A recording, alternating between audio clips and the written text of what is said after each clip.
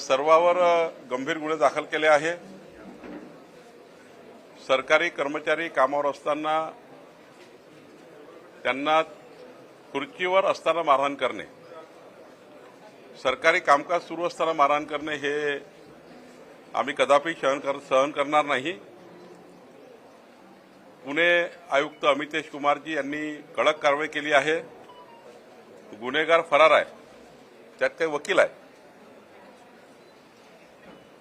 पण कुठे असेल तरी शोधून आणू आणि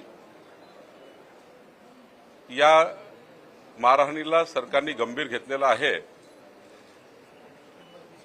आणि यानंतर अशा घटना होणार नाही याची काळजी सुद्धा कशी घ्यायची याचा विचार सरकार करत आहे।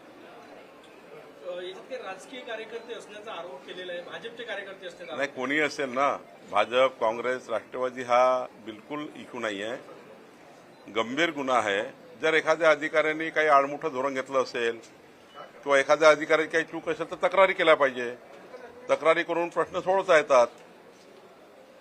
पण या पद्धतीची मारहाण ही काही मान्य नाही आहे, त्यामुळे मारहाण करणे काय हा त्यातला मार्ग नाही आहे। आम्ही याच्यावर कडक कारवाई करतोय।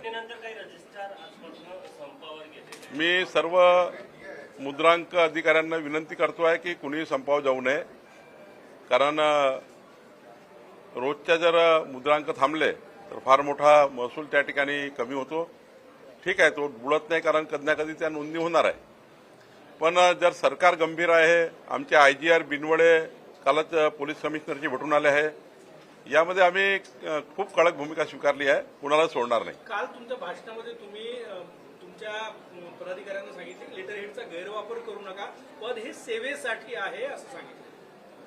भारतीय जनता पार्टीचा विचार हा पंडित दीनदयाल उपाध्यायजींनी दिलेल्या मूलमंत्रावर आहे। समाजाच्या शेवटच्या व्यक्तीच्या कल्याणाकरता काम करायचं आहे। केंद्र सरकार, राज्य सरकारच्या सर्व योजना गरीब माणसापर्यंत पोहोचवायच्या, लाभार्थ्यापर्यंत पोहोचवायचा आमचा विचार आहे। आणि अशावेळी काही पदाधिकारी लेटर पॅडचा दुरुपयोग करून याला बिअर बारचं लायसन द्या, त्याला हे करा, ते करा, अशा काही तक्रारी मधल्या काळामध्ये फेसबुक आणि इंस्टाग्रामच्या माध्यमातून, सोशल मीडियातून काही पत्र व्हायरल झाले। ठीक आहे, ते डुप्लिकेट निघाले, ते चुकीचे निघाले, पण मी सक्त सूचना दिल्या आहे की ज्यांना ज्यांना काल पदाधिकार मिळाला आहे नागपूर